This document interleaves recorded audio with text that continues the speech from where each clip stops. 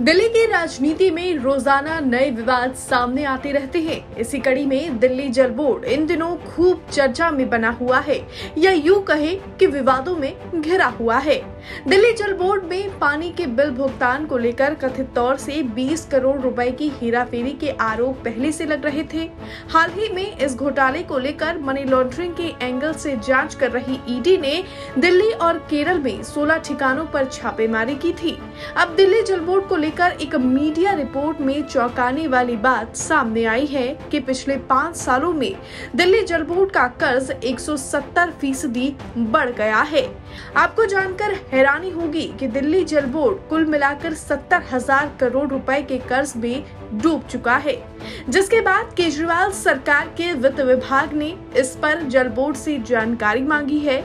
दिल्ली सरकार के वित्त विभाग ने दिल्ली जल बोर्ड को कहा है कि वो ये बताए कि पिछले 5 सालों में दिल्ली जल बोर्ड के किस अकाउंट से कितने पैसे कहां-कहां खर्च किए गए, क्योंकि वित्त वर्ष 2022-23 में जल बोर्ड का कर्ज 70,000 करोड़ रुपए के ऊपर चला गया है। मीडिया रिपोर्ट में सूत्रों के हवाले से कहा जा रहा है कि सीएजी की एक ऑडिट रिपोर्ट सामने आई है।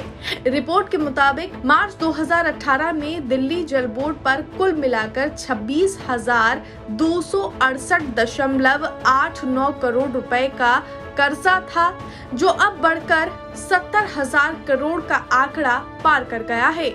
मीडिया रिपोर्ट में सूत्रों के हवाले से कहा गया कि कर्ज पिछले 5 सालों में 170% बढ़ा है।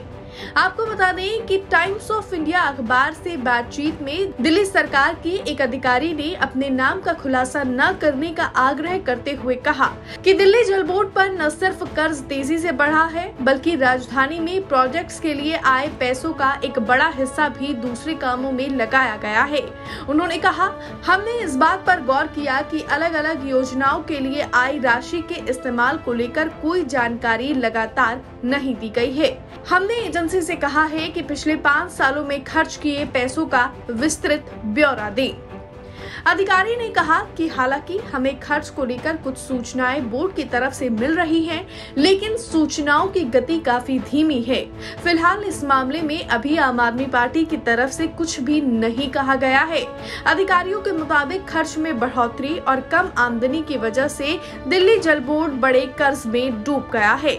एक हैरानी की बात ये भी है कि पानी के उपभोक्ता बढ़े हैं और पानी की मांग भी बढ़ी है, लेकिन बावजूद इसके पानी के बिल से आने वाला रेवेन्यू पिछले 6 सालों में घट गया है।